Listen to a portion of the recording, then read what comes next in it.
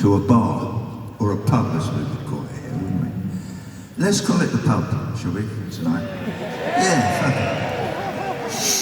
Okay, anyway, the idea is that there's somewhere where you can go and you can have a drink or not have a drink, and you can meet your friends, but you can also meet strangers and exchange and talk to them and exchange ideas and feelings and all of that, and it's very healthy. And hopefully, I don't know about your local pub, actually local pubs are almost becoming a thing of the past, which is a shame in my view. But because it's supposed to be a safe place where you can express your opinions to others, and even if they don't agree with you, they don't want to, you know, lock you up in prison or anything like that. It's a safe place for human beings to exchange their love with other human beings, all right? So, well, thank you. So, for tonight, the top of this baby grand is the bar. Some of you down here can see that it's littered with shot glasses and bottles of colourless liquid that might or might not be water, all right? And we're not going there now, but we will be coming back later in the evening to the bar. But I want to say this, for this evening, oh Christ, now they're going to write in the papers, oh, he's so old, he can only stand up when he gets off the piano stool. Fuck him! Yeah!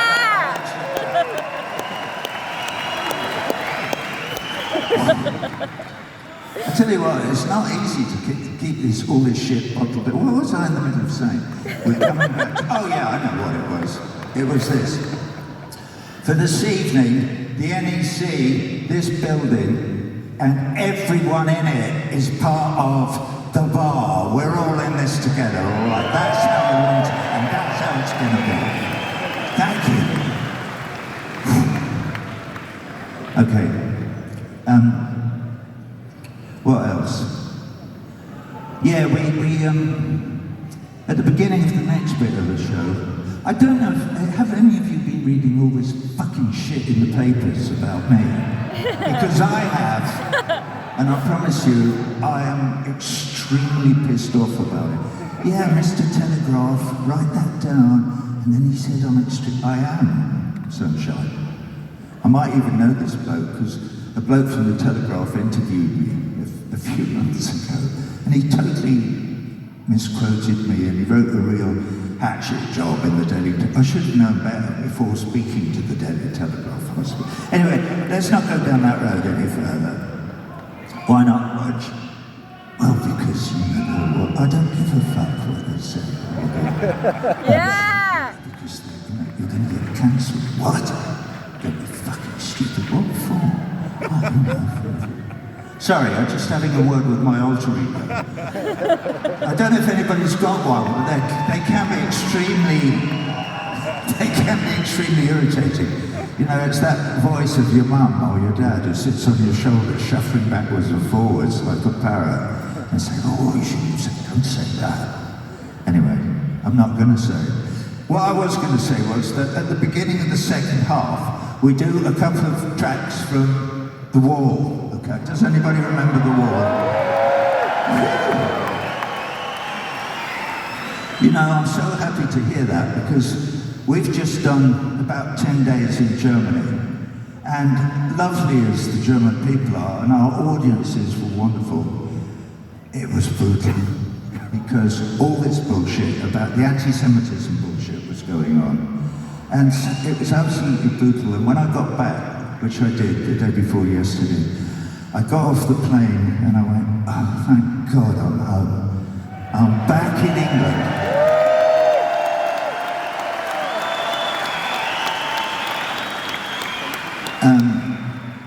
I'm already moved that you are moved by the fact that I stood on the ground. I went, thank God I'm back in England. I don't have to put up with this fucking bullshit anymore. And I wish I didn't, but the Daily Telegraph and the Times of London and the Daily Mail and they're determined to try and keep this fire going until they cancel me completely. like they did Jeremy Corbyn and Julian Assange. Okay, well, I won't have it. I will not be cancelled. I am fighting back, Mr. Telegraph and Mr. Times. And by the sound of it, some of the people in this room at least are fighting back with me. And I thank them for it. Because it feels fucking awful to be cancelled. Particularly when it's all lies.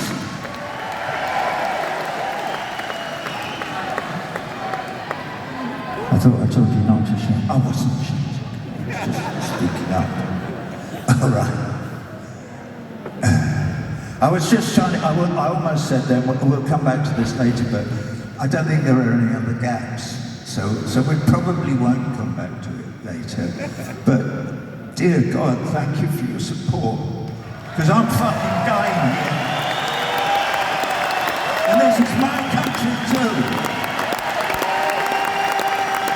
I remember playing in Mothers all those years ago. We made a Montgomery there, for fuck's sake. This is our town.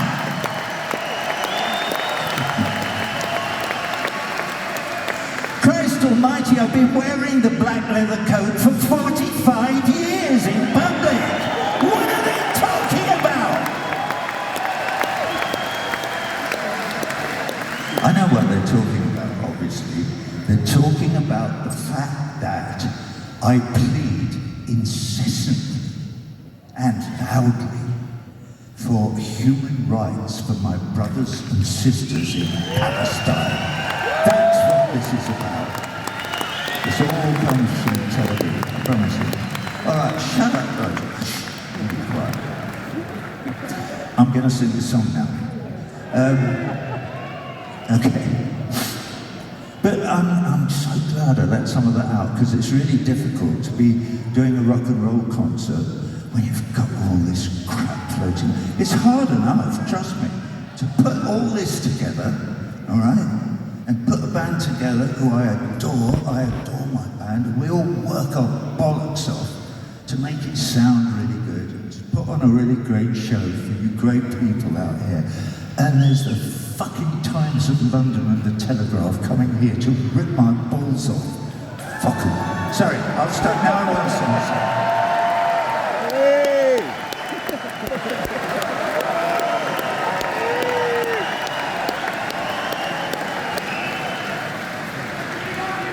Right, there's a couple of, when we designed this whole thing, we had an idea, this is about 6 years ago now, we had an idea that we could do, why don't we do a bit of cinema, and then a song, and then a bit more cinema. Oh, and the bits of cinema could all fit together, and by the end we would have told a whole narrative and blah, blah, blah. And after we'd been working on it for a while, we realised that it was too complicated, so we didn't. But I did write a screenplay for the whole thing. And I'm only telling you this because in this first tiny little verse of the song, excuse me, there are two characters. They're both women. One is an old, homeless black lady living on the streets of New York City in America. And she's cold and wet, and she lives in a pile of cardboard with her pet dog, who's a chihuahua called Lady, okay? And she's lying there one day, miserable and cold, when another lady walks by who's a younger woman, who is a Native American woman from North Dakota. She's a Lakota Sioux. She sees the old black lady, goes up to her, starts talking to her, as you would, and eventually persuades her to come with her, and she gathers her up and she brings her here, to the bar, to all of us, so that we can help look after her. That's what this verse of the song is about. And thank you for your welcome. It means so much to me, I can't tell you.